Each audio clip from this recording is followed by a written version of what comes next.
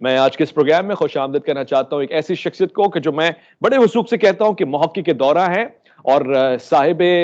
علم اور معرفت ہے، تحقیق کے اوپر مبنی گفتگو فرماتے ہیں، ببانگ دہل اپنے رائے کا اظہار فرماتے ہیں، موافقت ہو یا مخالفت ہمیشہ بڑے برجستہ مزاج کے ساتھ اپنے خیالات کا اظہار فرماتے ہیں، اور اس وقت پورے پاکستان میں نہ کہ صرف پاکستان میں بلکہ دنیا بھر میں بڑی تعداد میں سنا جاتا ہے، دیکھا جاتا ہے، سوال پوچھا جاتا ہے، اور آپ کی تحقیق اور پھر علم کے اندر غوطہ زنی کی داد دی جاتی ہے۔ میں خوش آمدید کرنا چاہتا ہوں انجینئر محمد علی مرزا کو۔ السلام علیکم ورحمۃ اللہ۔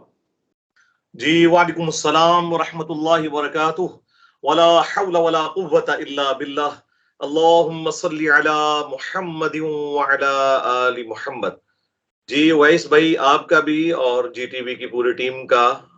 شکریہ کہ انہوں نے سیدنا عمر فاروق رضی اللہ تعالیٰ عنہ علیہ السلام کے حوالے سے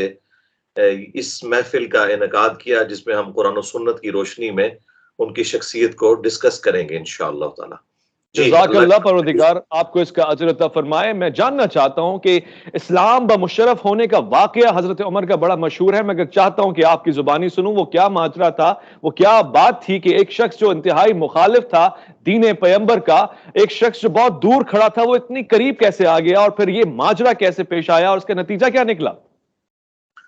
دیکھیں جی، اس میں سیدنا عمر فاروق رضی اللہ تعالیٰ عنہ کی خوش قسمتی ہے کہ اللہ تعالیٰ نے انہیں چنا اسلام کی عزت میں اور بلندی میں اضافے کے لیے۔ اسی کانٹیکسٹ میں جامعہ ترمذی کے اندر حدیث موجود ہے کہ خود اللہ کے محبوب صلی اللہ علیہ وآلہ وسلم نے اللہ کے حضور یہ دعا کی تھی کہ اے اللہ، عمر ابن حشام یعنی ابو جہل اور عمر ابن خطاب، ان دونوں میں سے جو تجھے محبوب ہے اس کے ذریعے اسلام کو عزت اور سربلندی عطا فرما۔ تو نبی صلی اللہ علیہ وآلہ وسلم کی دعا کا نتیجہ ہے سیدنا عمر کا اسلام قبول کرنا، اسی لیے ہم آپ کو مراد رسول بھی کہتے ہیں صلی اللہ علیہ وآلہ وسلم رضی اللہ تعالی عنہ۔ جہاں تک آپ رضی اللہ تعالیٰ عنہ کے اسلام لانے کا واقعہ ہے، تو اس کانٹیکسٹ میں ایک روایت موجود ہے دلائل النبوہ امام بیہقی کی کتاب کے اندر اور سنن دارقطنی کے اندر بھی موجود ہے، اگرچہ اس کی صحت میں اختلاف ہے لیکن اسے ترقی بالقبول حاصل ہے۔ اسی وجہ سے قطر والوں نے جو سیدنا عمر پر 30 اقساط کے اوپر عمر سیریز بنائی ہے عربی میں، جو انگلش میں سب ٹائٹل کے ساتھ اور اردو ڈبنگ کے ساتھ بھی آ چکی ہے، اس میں بھی انہوں نے اس واقعے کو فلمایا ہے، اور کچھ حصہ اس کا مسند احمد کے اندر بھی موجود ہے کہ سیدنا عمر فاروق رضی اللہ تعالیٰ عنہ کے جو بہنوئی تھے، جو کہ عشرہ مبشرہ میں سے بھی ہیں، سعید ابن زید وہ، اور ان کی بیوی جو کہ سیدنا عمر کی بہن تھی، وہ پہلے ایمان لے آئی تھی سیدنا عمر سے، اور جب سیدنا عمر نعوذ باللہ نبی صلی اللہ علیہ وآلہ وسلم کو شہید کرنے کے ارادے سے نکلے تو راستے میں ایک شخص سے ملاقات ہوئی، اس نے کہا کہ پہلے تم اپنے گھر کی خبر لو، اور وہ غصے کے عالم میں پھر بہنوئی اور بہن کے گھر آئے۔ سیدنا عمر کی دستک کی وجہ سے اس وقت وہ قرآن پڑھ رہے تھے، انہوں نے وہ چھپا لیا اور آ کے انہوں نے مارنا پیٹنا شروع کر دیا جب انہوں نے اقرار کر لیا، اور پھر جب تھوڑا غصہ ان کا ٹھنڈا ہوا تو پھر ان کی بہن نے جو ہے وہ اپنے ایمانی جذبے کا مظاہرہ کرتے ہوئے کہا کہ جو کچھ تم نے کرنا ہے کر لو، ہم کبھی بھی اسلام کو نہیں چھوڑیں گے۔ پھر جب ان کو اندازہ ہوا کہ یہ تو بہت موٹیویٹڈ لوگ ہیں، پھر انہوں نے کہا کہ تم پڑھو، کیا پڑھ رہے تھے؟ تو پھر وہ سورہ طٰہٰ کی شروع کی آیات، طٰہٰ ما انزلنا علیک القرآن لتشقی الا تذکرۃ لمن یخشی، یہ پڑھی اور اللہ تعالیٰ نے ان کے دل پر اثر کیا اور انہوں نے الحمدللہ اسلام قبول کیا۔ اور صحیح بخاری میں عبداللہ ابن مسعود رضی اللہ تعالیٰ عنہ کا قول ہے کہ سیدنا عمر جب ایمان لے کر آئے تو اس کے بعد پھر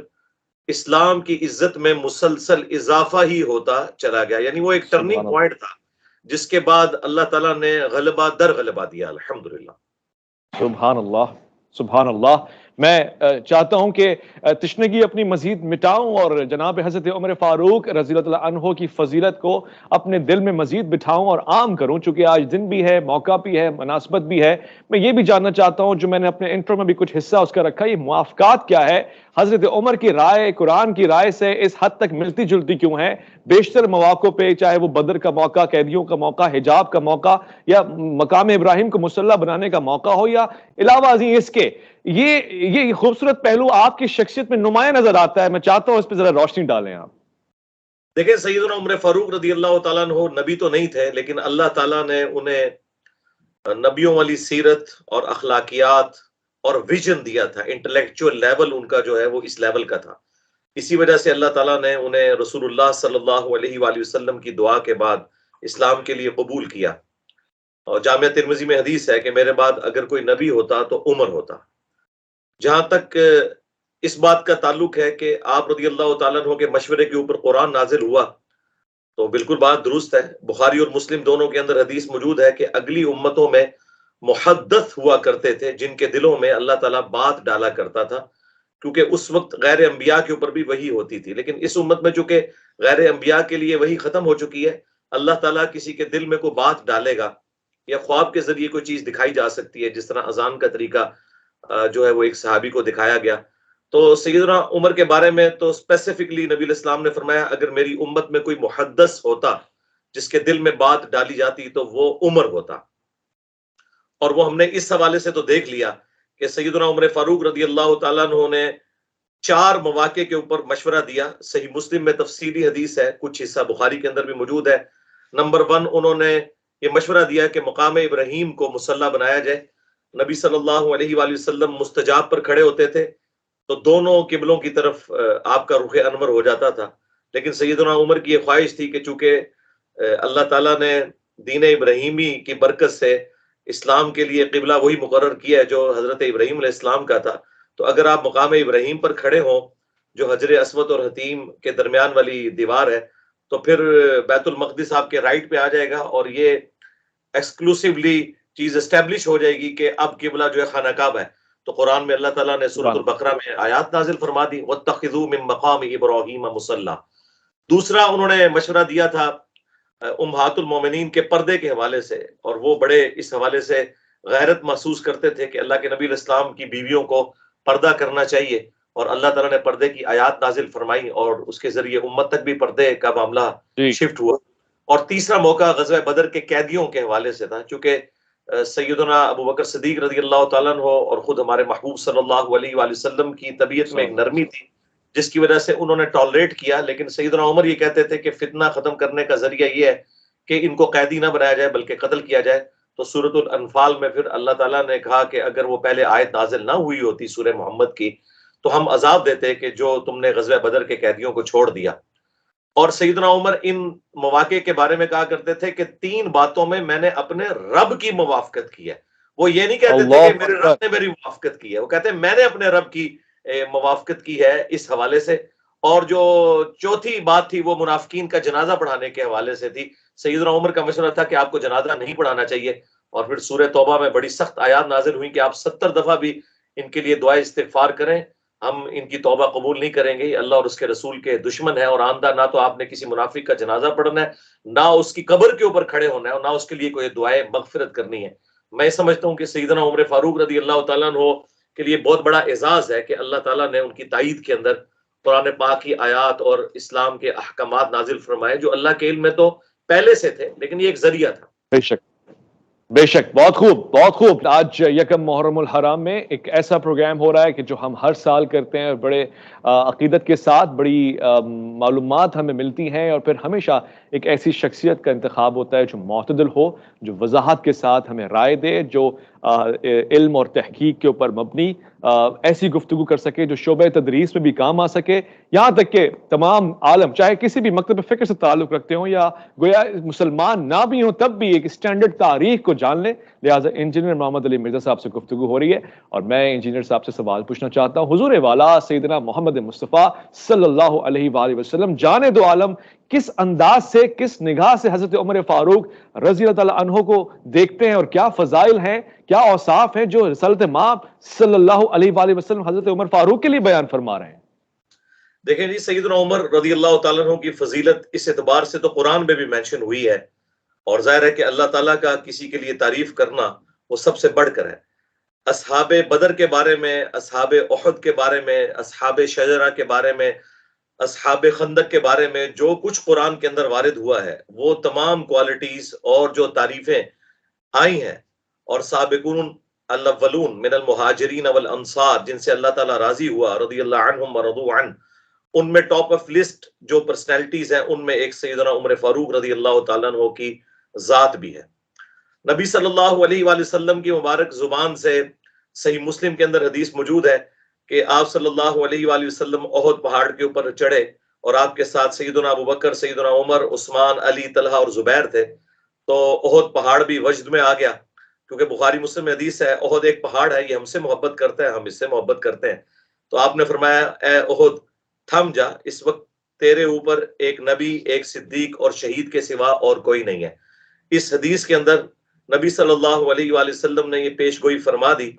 کہ سیدنا عمر، عثمان، علی، طلحہ، زبیر، یہ سب کے سب اللہ کے حضور شہداء ہیں، یعنی اس اعتبار سے کہ اللہ تعالیٰ جن لوگوں سے راضی ہوا ہے، من النبیین والصدیقین والشہداء والصالحین، یہ ان میں آتے ہیں۔ پھر اسپیسیفکلی جو عشرہ مبشرہ والی حدیث ہے سنن نبی داؤد کے اندر، جامعہ ترمذی کے اندر، مسند احمد میں، ایک مجلس میں جن 10 صحابہ کو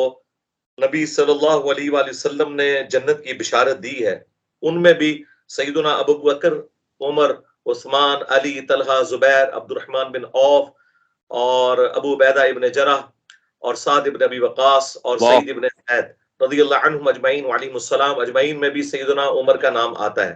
اور پھر بخاری مسلم میں حدیث ہے، نبی علیہ السلام کو ایک خواب دکھایا گیا، اور بخاری مسلم میں یہ ہے کہ خواب جو ہے وہ نبوت کا 46واں حصہ ہے۔ نبی علیہ السلام کے خواب تو وہی الگ سے ہوتے تھے، تو آپ نے کہا کہ میں نے کچھ لوگوں کو دیکھا کہ ان کی قمیضیں میں نے ان کی دیکھی خواب میں، کسی کی گھٹنوں تک ہے، کسی کی پنڈلی تک، اور سیدنا عمر کی جو قمیض میں نے دیکھی وہ زمین کے ساتھ لٹک رہی تھی۔ تو پوچھا گیا اس کی تعبیر آپ نے کیا کی؟ تو فرمایا تعبیر علم کے ساتھ ہے کہ سیدنا عمر کا یہ علم، اور وہ ہمیں نظر بھی آیا۔ پھر بخاری مسلم دونوں میں حدیث ہے، نبی علیہ السلام نے فرمایا کہ میں نے خواب میں دیکھا کہ میں ایک کنویں سے پانی کا ڈول نکال رہا ہوں، اور پھر سیدنا ابو بکر نے وہ رسی پکڑ لی، ان کے نکالنے میں ذوف تھا، اس کے بعد سیدنا عمر نے جب پکڑی تو وہ اتنی زیادہ ڈول نکالے کہ تمام لوگوں کو سیراب کر دیا، اور اس کے اندر اشارہ تھا کہ سیدنا عمر کے دور کے اندر رومن اور پرشین امپائرز گریں گی اور مسلمانوں کے ہاتھ ان کی دولت بھی آئے گی، اور اسلام کی جو سلطنت ہے وہ بڑے پیمانے کے اوپر پھیل جائے گی۔ تو یہ اتنے زیادہ فضائل احادیث کے اندر سیدنا عمر فاروق رضی اللہ تعالیٰ عنہ کے حوالے سے آئے ہیں۔ اور آخری چیز میں سمجھتا ہوں جو سب سے زیادہ ضروری چیز، وہ ابو داؤد اور ترمذی میں حدیث ہے کہ نبی علیہ السلام نے فرمایا میرے بعد تم بہت اختلاف دیکھو گے، اس وقت میری سنت کو، علیکم بسنتی و سنت الخلفاء الراشدین المہدیین، میری سنت اور میرے خلفاء راشدین ہدایت یافتہ کی سنت کو لازم پکڑ لینا۔ اور وہ بھی ابو داؤد اور ترمذی کے اندر آیا کہ نبی علیہ السلام نے فرمایا میرے بعد خلافت 30 سال تک رہے گی۔ پھر جو حدیث کے راوی سیدنا سفینہ، آزاد کردہ غلام رسول اللہ کے صلی اللہ علیہ وآلہ وسلم، وہ کہتے ہیں گنو، ابو بکر کے 2 سال، عمر کے 10 سال، عثمان کے 12 سال اور علی کے 6 سال، جس میں 6 مہینے سیدنا حسن کے بھی شامل ہیں، یہ خلافت راشدہ ہے 30 سال۔ تو آپ اندازہ کریں کہ نبی علیہ السلام نے رول ماڈل جن پرسنالٹیز کو قرار دیا ہے نا، وہ ہے خلفائے راشدین۔ باقی اصحاب کے بارے میں جنرل بات ہے، لیکن اسپیسیفکلی جن کی سنت کی پیروی کا کہا گیا وہ یہی 4 بندے ہیں، ابو بکر، عمر، عثمان، علی رضی اللہ عنہم اجمعین وعلیہم السلام اجمعین۔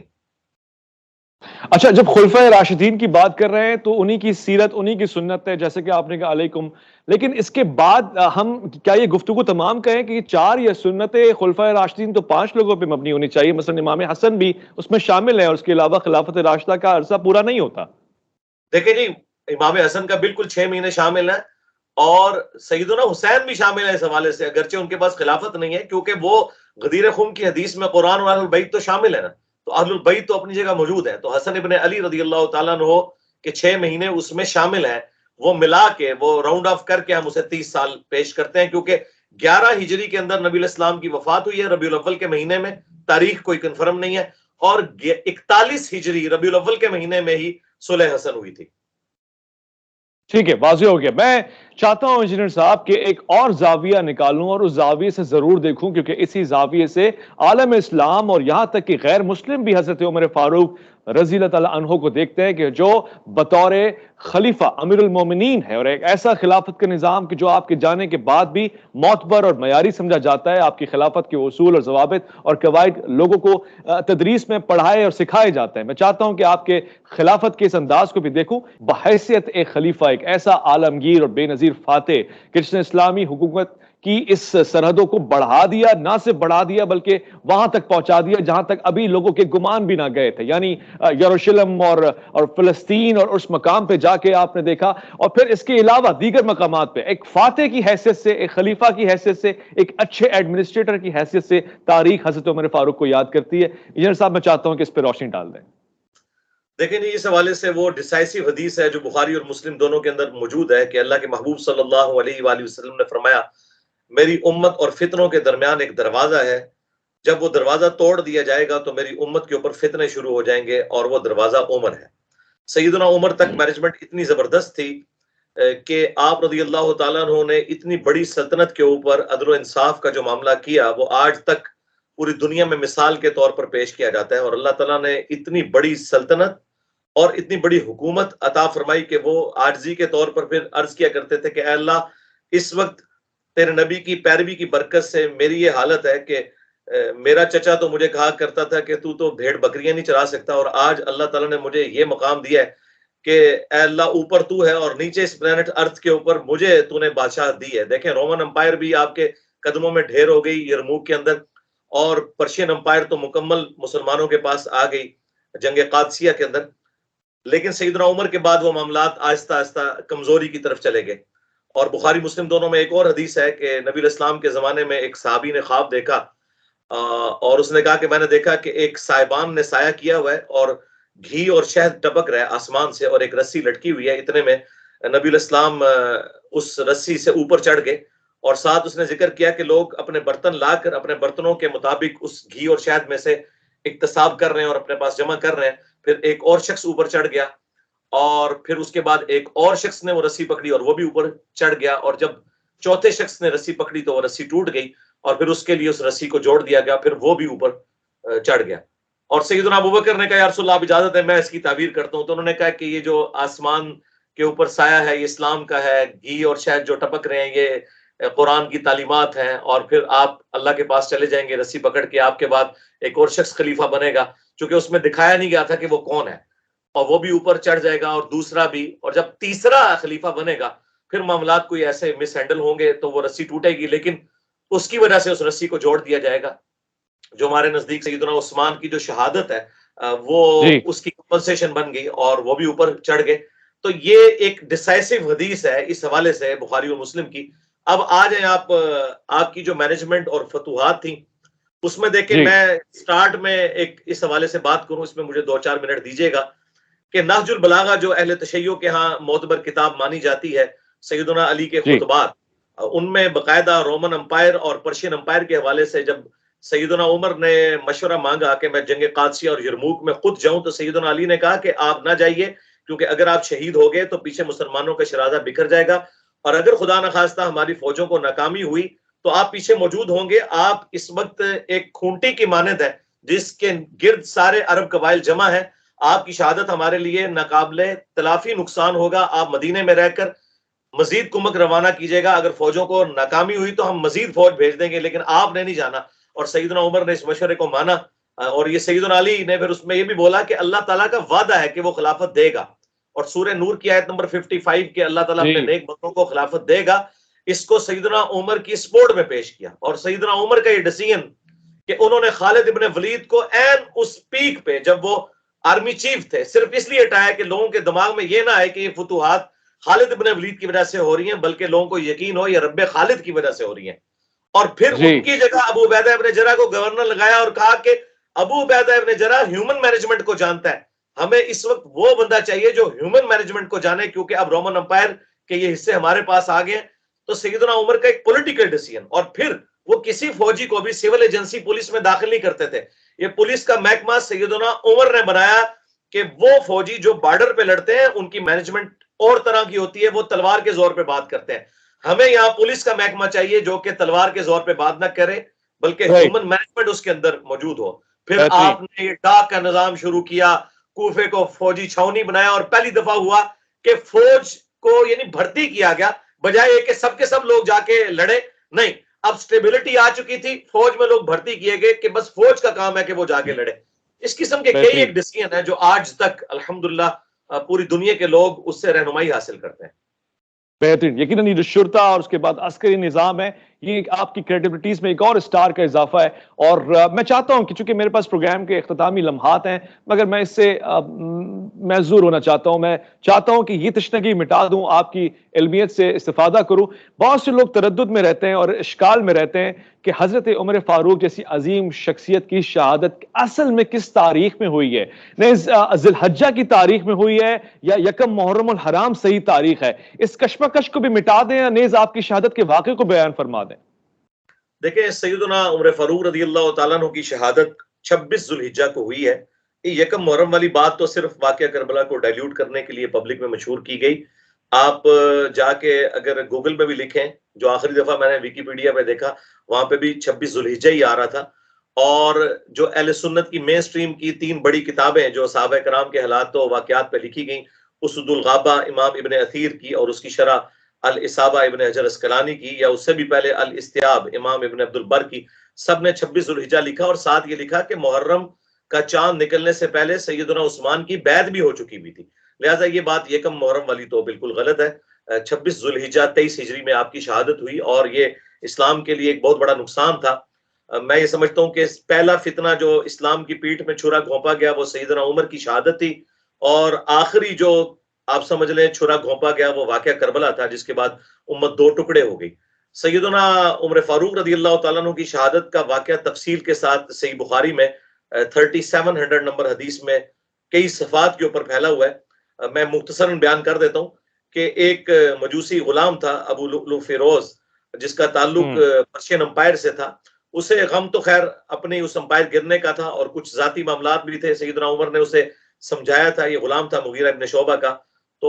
وہ کوئی شکایت کی تھی, اور اس کے بعد خیر اس نے اپنے دل میں ایک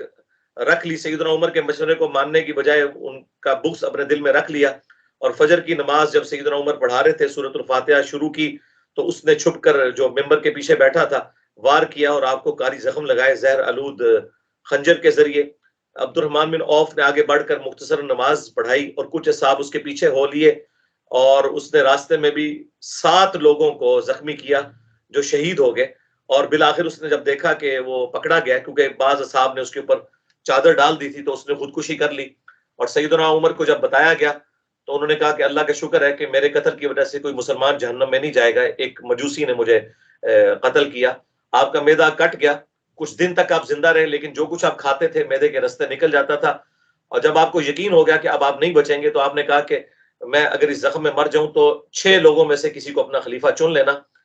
علی, عثمان, طلحہ, زبیر, عبد الرحمن بن عوف اور سعد ابن ابی وقاص. اور کہا کہ میرے بیٹے عبداللہ ابن عمر کو مشورے میں رکھنا, یہ دل جوئی کے لیے فرمایا, لیکن اسے خلیفہ نہ چننا. اور سعید ابن زید وہ بھی اشرا مبشرہ میں سے تھے, لیکن آپ کے بہنوئی تھے, ان کو آپ نے اس میں شامل نہیں کیا, اور کہا کہ یہ وہ 6 لوگ ہیں جن سے رسول اللہ اپنی وفات تک راضی رہے, ان میں سے کسی کو خلیفہ چن لینا. اور پھر بڑی لمبی نصیحتیں کی. آپ نے ذمی جو کافر تھے جو آپ کی حکومت میں رہ رہے ان کے لیے وصیتیں کی, اور بادیہ نشین جو عرب کے قبائلی لوگ تھے ان کے لیے وصیتیں کی آنے والے خلیفہ کے لیے, کہ ان کے ساتھ تم نے حسن سلوک سے پیش آنا ہے, اور یہ سارے معاملات کیے. اور میں اس کا اختتام کرتا ہوں اس حدیث کے اوپر جو بڑی رکت انگیز ہے, بخاری اور مسلم دونوں میں موجود ہے. عبداللہ ابن عباس رضی اللہ تعالیٰ عنہ کہتے ہیں سیدنا عمر کی میت رکھی ہوئی تھی, اور ایک شخص آیا میرے پیچھے اور اس نے میرے کندھے پہ آ کر کونی رکھی, اور سیدنا عمر کے لیے اس نے تعریفی جملے بولنے شروع کیے, جسے میں نوحہ کہتا ہوں. یہ اصل والا نوحہ ہے جس میں چیخ و پکار اور ماتم والا معاملہ نہ ہو. اس نے کہا کہ اے عمر, تو وہ شخصیت تھی کہ میری خواہش تھی کہ میں اللہ کے حضور تیرے اعمال کے ساتھ پیش ہوں. اے عمر, میں نے اکثر رسول اللہ سے سنا تھا, میں ابو بکر اور عمر فلاں جگہ گئے, میں ابو بکر اور عمر داخل ہوئے, میں ابو بکر اور عمر نکلے, میں نے ابو بکر اور عمر نے یہ کام کیا. مجھے امید تھی تم اپنے 2 ساتھیوں یعنی ابو بکر اور رسول اللہ صلی اللہ علیہ وآلہ وسلم کے ساتھ جا ملو گے. تو وہ ابن عباس کہتے ہیں جب میں نے یوں مڑ کے دیکھا تو وہ سیدنا علی ابن ابی طالب تھے, جو اتنے تعریفی کلمات سیدنا عمر کی میت کے اوپر پڑھ رہے تھے. اور آپ دیکھیں کہ سیدنا عمر فاروق رضی اللہ تعالیٰ عنہ کی زندگی کا جو ایک اور بڑا پہلو وہ آپ کا زہد تھا. بخاری مسلم میں الفاظ ہیں، جب لوگوں نے آ کے ان کی تعریف کرنی شروع کی، جب لوگوں کو یقین ہو گیا کہ اب آپ نہیں بچیں گے، تو عیادت جی کے لیے آتے تھے تو وہ کہتے تھے کہ میری تو خواہش ہے کہ میری نیکیاں اور میرے گناہ برابر ہو جائیں اور مجھے اللہ برابر چھوڑ دے، تو یہ بھی میرے لیے بہت بڑی کامیابی ہے. یہ بخاری مسلم کے الفاظ ہیں. اور پھر لوگوں نے کہا آپ اپنا خلیفہ کسی کو نامزد کریں، تو بخاری مسلم کے الفاظ ہیں، انہوں نے کہا کہ اگر میں خلیفہ نامزد کرتا ہوں تو میں ابو بکر کے طریقے پر چلتا ہوں، اور اگر میں نہیں کرتا تو میں رسول اللہ کے طریقے پہ چلتا ہوں. تو عبداللہ بن عمر کو جب یہ بات بتائی گئی تو انہوں نے کہا کہ مجھے یقین ہے کہ میرا باپ اب رسول اللہ کے طریقے پہ چلیں گے اور وہ یہ بار اپنے اوپر نہیں اٹھائیں گے. اور باقی انہوں نے 6 رکنی کمیٹی بنائی اور اس میں سے سیدنا عثمان کو چنا گیا، اور بعد میں سیدنا سبحان عثمان کے اللہ. بعد الٹیمیٹلی سیدنا علی جو ہے وہ خلیفہ راشد بنے. تو آپ یہ دیکھیں یہ جو ان کا ایٹیچیوڈ تھا زہد والا، یہ بہت ڈومیننٹ جی ہے. اور میں آخر میں ان جی بھائیوں کے لیے جو سیدنا عمر کے اوپر جھوٹا جی الزام لگاتے ہیں کہ فاطمہ کے وہ قاتل ہیں نعوذ باللہ، وہ ایک جھوٹی روایت ابان بن ابی عیاش نے جو گھڑی، تو ان کے لیے عرض ہے کہ خود آپ لوگوں کی کتابوں میں بھی لکھا ہے کہ سیدہ ام کلثوم جو سیدنا علی کی بیٹی تھی وہ سیدنا عمر کے عقد میں تھی، اور یہ رشتہ انہوں نے مانگا اس لیے تھا تاکہ قیامت والے دن اہل البیت کے ساتھ میرا رشتہ جڑ جائے. بڑی محبت کیا جی کرتے تھے، پروٹوکول دیا کرتے تھے حسنین کریمین کو، سیدنا عمر فاروق رضی اللہ تعالیٰ عنہ. اور انہوں نے اپنی اولاد میں کچھ بھی ٹرانسفر نہیں کیا، کوئی لیگیسی اس طرح کی نہیں چھوڑی. چٹائی پہ بیٹھتے تھے، اس سسٹم کے بینیفیشری نہیں ہوئے. لہٰذا بنو امیہ نے جو کچھ خوبصورت. کیا میں اس کا وبال سیدنا عمر کے اوپر نہیں ہے. بالکل میں شکریہ کہنا چاہتا ہوں انجینئر محمد علی مرزا کو کہ جو آپ نے خزائن اور حقائق ہمارے سامنے پیش کیے، روشناس کروایا ہمیں تاریخ کی ان خوبصورت، اور میں سمجھتا ہوں کہ ایسے دقائق جو اب تک بہت مختلف انداز سے پیش کیے گئے مگر اس حد تک اعتدال کے ساتھ نہیں. میں شکریہ کہنا چاہتا ہوں خواتین و حضرات آپ کو کہ آپ نے آج یکم محرم الحرام میں اس پروگرام کو ملاحظہ فرمایا. یہ گفتگو جہاں جہاں تک پہنچے، بڑے وثوق سے ساتھ میں کہہ سکتا ہوں کہ اس گفتگو میں محبت بھی ہے، پیار بھی ہے، اطاعت بھی ہے، فرمانبرداری بھی ہے، اور ساتھ ساتھ تقاضا بھی ہے کہ اگر آپ نے حضرت عمر سے کردار نہیں سیکھا، عدالت نہیں سیکھی، یہ نہیں سیکھا کہ اطاعت پیغمبر خدا صلی اللہ علیہ وآلہ وسلم کیسے ہوتی ہے، تو پھر مجھے میرے پروگرام کا نتیجہ نہیں ملے گا. میرا ساتھ دیجیے گا، تعاونوا علی البر والتقوی، اور اسی کوشش اور خواہش کے ساتھ کہ اپنا خیال رکھیں گے آپ، اور پورا یہ محرم کا سلسلہ انتہائی محبت، اتفاق، اتحاد، درس، پیغام، اور سب سے بڑھ کے یہ کہ انسانیت کے پیغام کو عام کرتے ہوئے گزرے. حفظ و امان میں رہیں، اپنا خیال رکھیں. اللہ کی امان میں ویس ربانی کو دیجیے گا اجازت.